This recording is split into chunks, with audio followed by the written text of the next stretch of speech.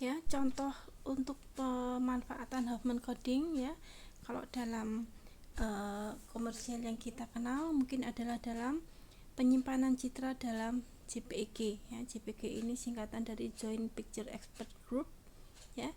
Oke, tetapi di sini Huffman coding itu hanya digunakan untuk mengkodekan ketika hendak diubah ke dalam bitstream gitu ya. Nah, sehingga meskipun ini lossless ya, tetapi karena ada proses kompresi discrete cosine transform di sini yang ini merupakan proses lossy, maka JPEG memang merupakan salah satu teknik kompresi citra yang lossy gitu ya. Jadi kalau kita buka, kita tidak lihat secara mata ya, tapi kalau di dalam data detail maka ada data yang berubah ya dari data sebelum dikompresi. Prosesnya ini ya, jadi ada proses pengkodean atau proses kompresinya. Jadi kalau kalian men-scan image gitu ya, men-scan image kemudian disimpan dalam file JPEG, nah inilah prosesnya ya. Oke. Kemudian kalau kalau kalian membuka image JPEG untuk dilihat lagi dalam bentuk gambar ya, dibuka lagi, maka inilah prosesnya ya.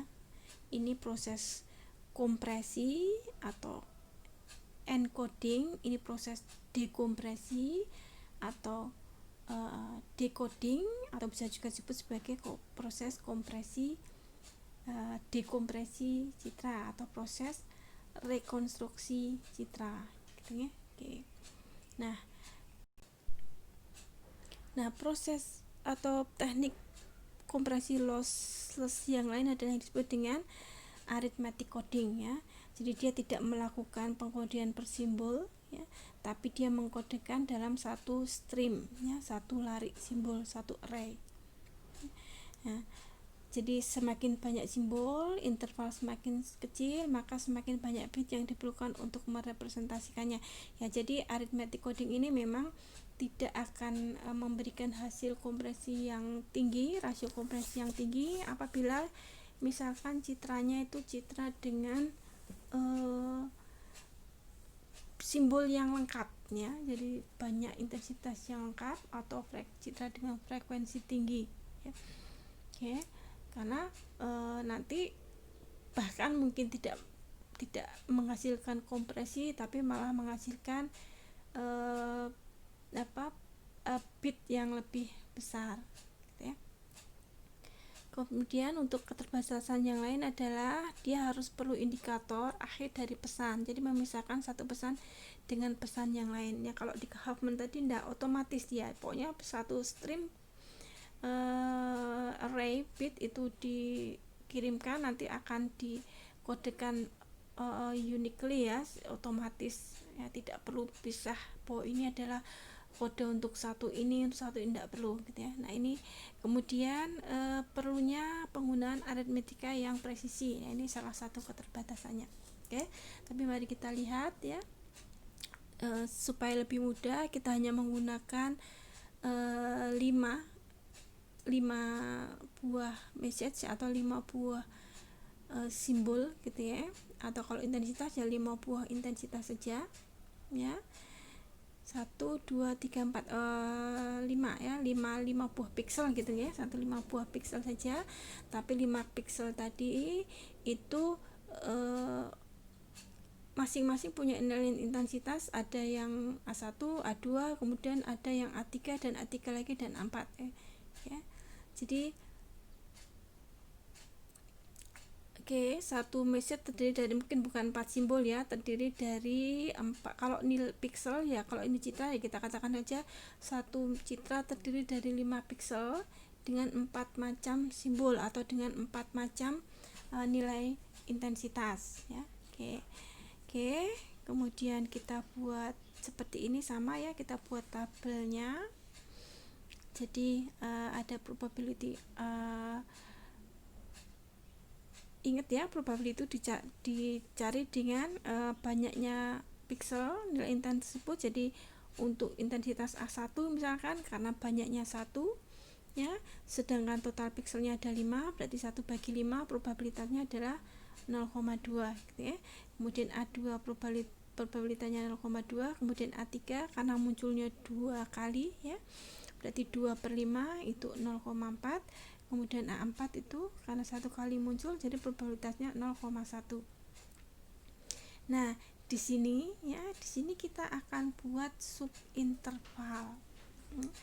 Karena ada 5 pixel, kita buat intervalnya dari 0,1 sampai 0,0 sampai 1 ya. Berarti naiknya ada 0,2, 0,4, 0,6, 0,8 sampai 0 sampai 1 ya, sampai 1. Nah, kemudian A1 itu probabilitasnya adalah dari 0 sampai 0,2. Kemudian A2 berarti intervalnya ada di 0,2 sampai 0,4. Nah, kemudian A3 karena dia munculnya 2 kali, dia intervalnya tidak dari 0,4 sampai 0,6 tapi dari 0,4 sampai 0,8 ya. Kemudian A4 itu 0,8 sampai 0 sampai 1 ya. Dan kemudian kita tunjukkan di sini ya, kita tunjukkan. Oke, langkah-langkah pengkodeannya kita susun seperti ini ya. Oke, kita buat interval dari 0 sampai 1, kemudian kita tunjukkan bahwa A1 itu intervalnya dari 0 sampai 0,2, kemudian A2 dan seterusnya ya. Oke, sudah. Kalau sudah, langkah selanjutnya adalah kita buat interval yang baru ya. Karena di sini A1-nya itu muncul pertama kali ya, atau interval paling bawah, maka kita buat interval yang dari 0 sampai 1 itu kita buat menjadi interval dari 0 sampai 0,2 ya. Lalu batas-batasnya yang mana? Yang 0,1 berapa, 0,2 berapa, 0,3 berapa, dan 0,3 berapa batas atasnya gitu ya. Nah, ini kita sesuaikan dengan proporsi ini ya, proporsi perbandingan yang di sini.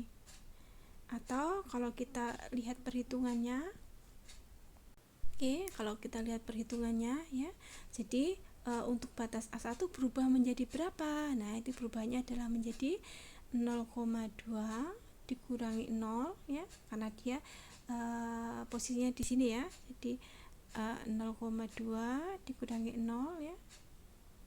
Ini dikalikan 0,2 ditambah 0. Oke.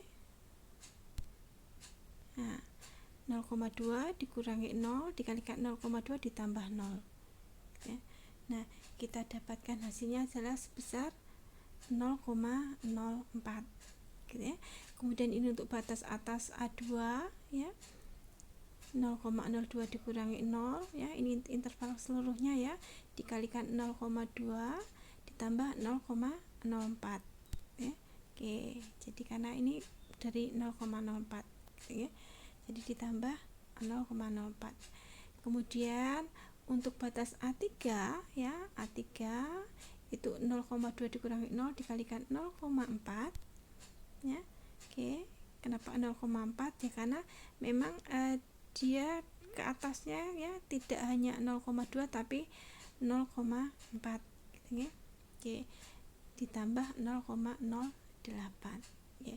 Itu secara matematis, tapi kalau kalian mau menggunakan perbandingan, rasio perbandingan, ini pokoknya interval ini ya rasionya berbanding dengan ini ya, itu bisa saja ya. Oke, kan kalian bisa menggunakan rasio perbandingan saja. Oke, kalau sudah, maka kita akan mengubah lagi interval ya. Kalau tadi dari 0 sampai A1, sekarang dari atas 1 sampai A2 ya. Paling bawah adalah batasnya 0,04 dan yang atas adalah 0,08. Oke, lagi kita buat interval yang baru. Oke, sekali lagi dengan proporsi ini ya, atau kalau secara matematis kita bisa hitung dengan menggunakan ini. Oke ya. Oke, jadi untuk batas A2 berarti 0,08 dikurangi 0,04 dikalikan 0,2 ditambah 0,04 ya. Jadi karena ini ya batasnya ya, jadi 0,08 dikurangi 0,4 ya, lebar intervalnya gitu ya, dikalikan 0,2 ditambah 0,04 ya, karena di sini 0,4. Oke, batas atasnya menjadi 0,04, 0,48 dan 0,58. 0,04, 0,48, 0,4 dan seterusnya. Oke ya. Jadi ini 0,056 ya, maksudnya namanya di bawah ini 0,048. Oke, atau kalian menggunakan proporsi saja ya, pokoknya antara 0,04 sama 0,8 kita bagi intervalnya dengan proporsi yang sekian.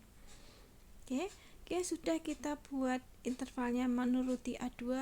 Sekarang kita buat interval menurut A3 ya.